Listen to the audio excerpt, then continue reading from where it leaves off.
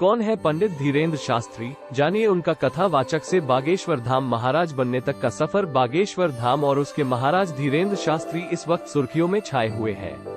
हर ओर उनके दिव्य दरबार की चर्चा हो रही है। भक्त उन्हें ईश्वर का अवतार मान रहे हैं। वहीं कुछ लोग धीरेन्द्र शास्त्री को अंधविश्वास बढ़ाने वाला भी कह रहे हैं।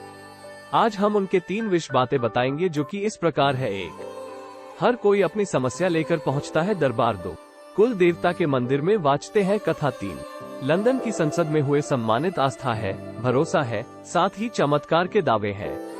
कोई ईश्वर का अवतार मानता है तो किसी की नजरों में दीन दुखियों का दुख दूर करने वाला। किसी के लिए दिव्य दरबार है तो किसी के लिए पूरा संसार। चमत्कार पर सवाल भी उठे, दावों को खारिज भी किया गया। सैकड़ों लोगों की बाबा में आस्था हिली भी। इसलिए ये समझना जरूरी है कि ये बाबा है कौन, इनका संसार कैसा है। महाराज पंडित धीरेन्द्र कृष्ण शास्त्री को समझने के लिए चलना होगा मध्य प्रदेश के छतरपुर जिले में बने बागेश्वर धाम में। दावा किया जाता है कि इस बागेश्वर धाम में आने वालों का हर कष्ट दूर हो जाता है। यहाँ आने वालों से कोई एंट्री फीस नहीं लिया जाता। लोगों के बताए बिना ही उनके बारे में सारी जानकारी हासिल कर लेने का दावा करने वाले पंडित धीरेन्द्र शास्त्री के पास क्या वाकई में कोई करिश्माई शक्ति है? ये रहस्य है। ये आस्था और अंधविश्वास के बीच की वो महीन डोर है जिसे समझ पाना मुश्किल है। छतरपुर जिला मुख्यालय से करीब 30 किलोमीटर दूर छतरपुर खजुराहो हाईवे से सतागढ़ा गांव बागेश्वर धाम पर देश की नजरें गड़ी है। यहीं पर दर्जनों कैमरों के बीच महज 26 साल के धीरेन्द्र शास्त्री का दरबार सजा रहता है, जहां अर्जी लगाने वालों का मन पढ़ने लेने का दावा करते हैं बागेश्वर धाम के महाराज धीरेन्द्र शास्त्री।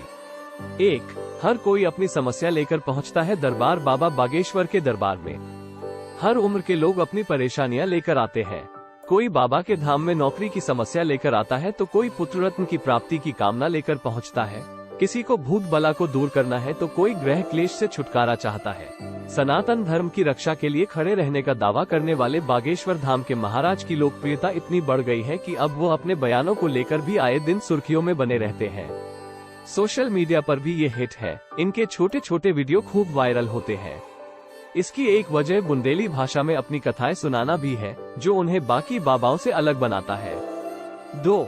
लंदन की संसद में हुए सम्मानित। 2 साल पहले सोशल मीडिया से शुरू हुआ उनकी प्रसिद्धि का सफर 7 समंदर पार तक पहुंच गया। 14 जून 2022 को लंदन की संसद में उन्हें सम्मानित किया गया था। धीरेन्द्र कृष्ण शास्त्री की चर्चा इस कारण है कि उनके दिव्य दरबार में अर्जी लगाने वालों की भीड़ लगती है। 3. कुल देवता के मंदिर में वाचते हैं कथा। एमपी के छतरपुर जिला में बसा है गढ़ा गांव, जिसके आखिरी छोर पर मौजूद है बागेश्वर धाम मंदिर।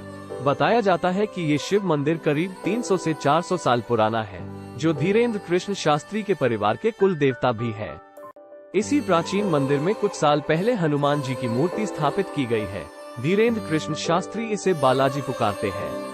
उनसे मुलाकात के लिए यहीं पर नारियल बांधकर अर्जी लगाई जाती है। कथावाचक धीरेन्द्र शास्त्री अपने शुरुआती दिनों में सत्यनारायण कथा कहते थे।